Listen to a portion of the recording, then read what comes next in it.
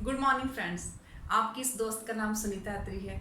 उम्मीद करती हूँ कि आप सभी अपने घर में स्वस्थ हैं, बच्चों के साथ बहुत खुश हैं और अपनी ज़िंदगी को बहुत अच्छे तरीके से जी रहे हैं। दोस्तों, कई बार क्या होता है कि हमारी ज़िंदगी में ऐसी बहुत सी घटनाएं हो जाती हैं जो हमें बहुत हिला के रख देती हैं। कई बार कुछ दोस्त हमारे, कुछ लोग हमें ऐसे मिलते हैं जिनसे हमें बहुत उम्मीदें होती हैं कि वो हमारे लिए बहुत कुछ करेंगे, लेकिन जब मुसीबत आती है तो वो हमसे बिल्कुल किनारा कर जाती है।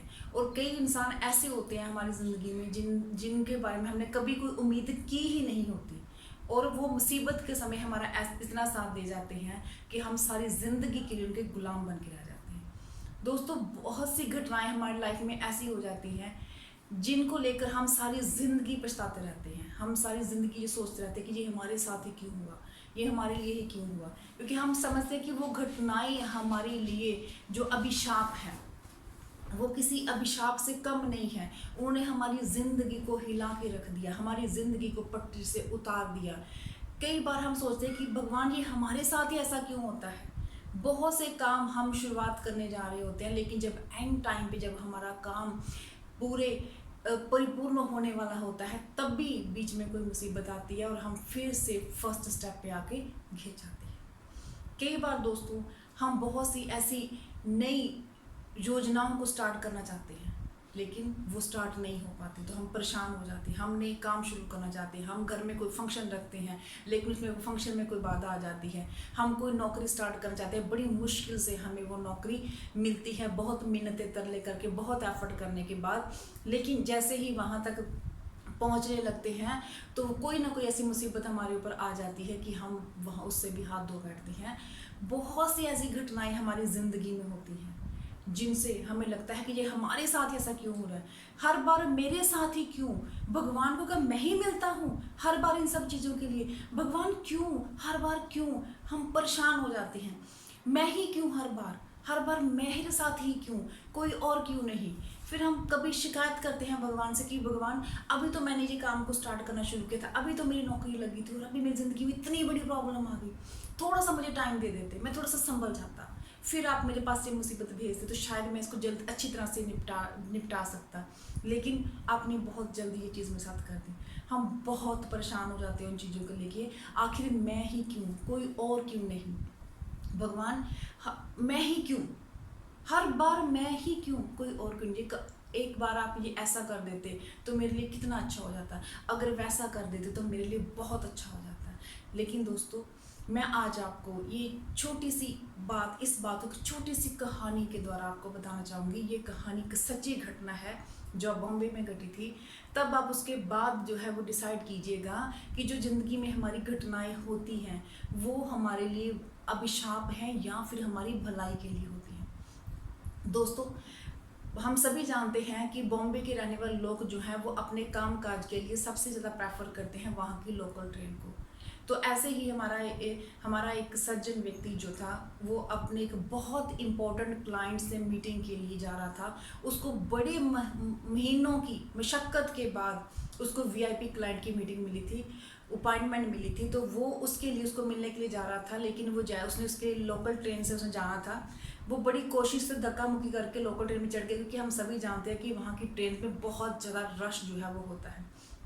लेकिन वो जैसे ही ट्रेन में चढ़ा तो भीड़ के धक्का मुक्की के कारण उसका जो चश्मा है वो नीचे गिर जाता है। तो वो अपने चश्मे को लेने के लिए वो नीचे आता है, लेकिन जब वो नीचे से दोबारा ट्रेन में चढ़ जाता है तो भीड़ उसको चढ़ने नहीं देती, बहुत मशक्क़त करता है, बहुत धक्का मुक्की करता है, लेकिन वो ट्रेन पे चढ़ नहीं पाता है, वो ट्रेन चली जाती है।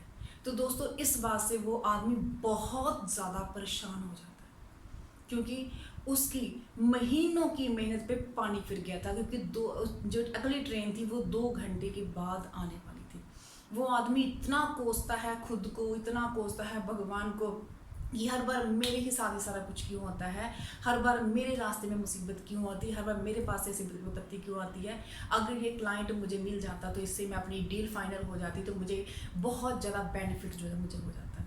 अभी वो उन सारी चीज़ों के लिए भगवान को कोस ही रहा होता है, अपने आप को कोस रहा होता है कि कुछ ही देर में उसे एक सूचना मिलती है जो उसको झिझोड़ के रख देती है, हिला कर रख देती है। और वो सूचना ये थी कि जिस ट्रेन में वो सफ़र करने वाला था उस ट्रेन में ब्लास्ट हो जाता है और बहुत से लोग अपनी जान को गवा बैठते हैं। और अब उस बंदे को ये समझ नहीं आ रहा कि ये घटना जो मेरे साथ हुई है ये क्या है। उस जो भी इंसान थोड़ी देर पहले भगवान को कोस रहा था, खुद को कोस रहा था, अभी उसके मुंह से एक शब्द भी नहीं निकल रहा कि ये मेरे साथ हुआ क्या। और अब उसको समझ आता है कि ये जो घटना जो हुआ है वो मेरे लिए कभी शाप नहीं था, बल्कि मेरा एक नया जीवन था। भगवान ने मुझे एक वरदान दिया। तो अक्सर फ्रेंड्स यही होता है कि हम भगवान की जो कलाकारियाँ हैं, उसकी जो प्लानिंग्स है, उसको हम समझ नहीं पाते।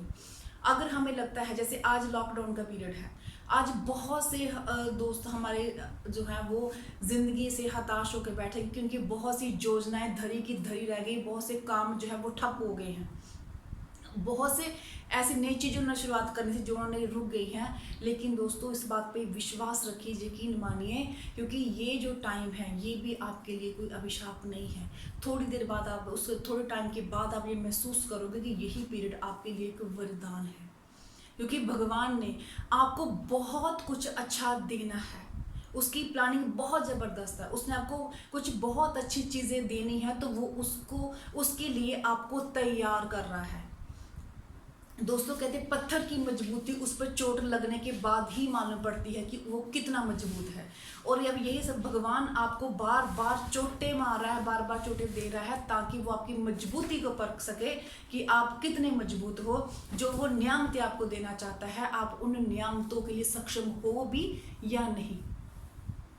फ्रेंड्स, जब कभी कोई गुरु अपने शिष्य को धनुष चलाना सिखाता है, तो जब धनुष के ऊपर तीर लगाया जाता है तो उसको पूरी तरह से खींचा जाता है। उसको खींचने का मतलब क्या होता है कि जितना उसको खींचा जाता है उतनी ही तेजी से वो तीर जो है वो आगे निकलता है। तो आप यही समझ लो कि भगवान के इस टाइम धनुष के ऊपर आपको एक तीर की तरह हो, वो आपको खींच रहा है, क्योंकि वो आपको एक नई जिंदगी में, एक नए वर्ल्ड में, एक नई योजनाओं में लॉन्च करने वाला है, जिससे कि आपकी ज़िंदगी में जो ज़बरदस्त जो है वो जो चेंजेस आने वाली हैं। क्योंकि दोस्तों, अगर सोने को कुंदन बनना है तो पहले उसको भट्टी में जलना पड़ता है, तभी वो जो सोना है वो कुंदन बन पाता है, तभी उसकी कीमत जो है वो लाखों करोड़ रुपए में होती है। और भगवान आपको वही कुंदन बनाना चाहता है, वही आपको जो है वो एक मजबूत इंसान बनाना चाहता है। उसकी योजनाओं को जो आपको समझ आ रही हैं उनको समझिए, जो नहीं समझ आ रहा है, जो चीज़ें आपके दिमाग में सन को नहीं समझ आ रही कि मेरी ज़िंदगी किस ओर जा रही है, मेरी ज़िंदगी में क्या होगा, कैसे मैं आगे सर्वाइव करूँगा, इन चीज़ों को फ़िलहाल आप छोड़ दीजिए। जो चीज़ें आपको समझ आ रही हैं उन चीज़ों को लीजिए, आप अपने आप को डेवलप कीजिए, अपनी लर्निंग कीजिए, अपने आप को सीखिए और मजबूत कीजिए, क्योंकि आपको सूर्य की तरह चमकना है। भगवान आपको सूर्य की तरह चमकाना चाहता है, और सूर्य की तरह चमकने के लिए हमें जलना भी पड़ेगा और चलना भी पड़ेगा। तो दोस्तों, उम्मीद करती हूँ कि आपको ये मेरी बात जो है वो पसंद आई होगी। तो इसी उम्मीद के साथ आप लोगों की मंगल कामना की उम्मीद करती हूँ।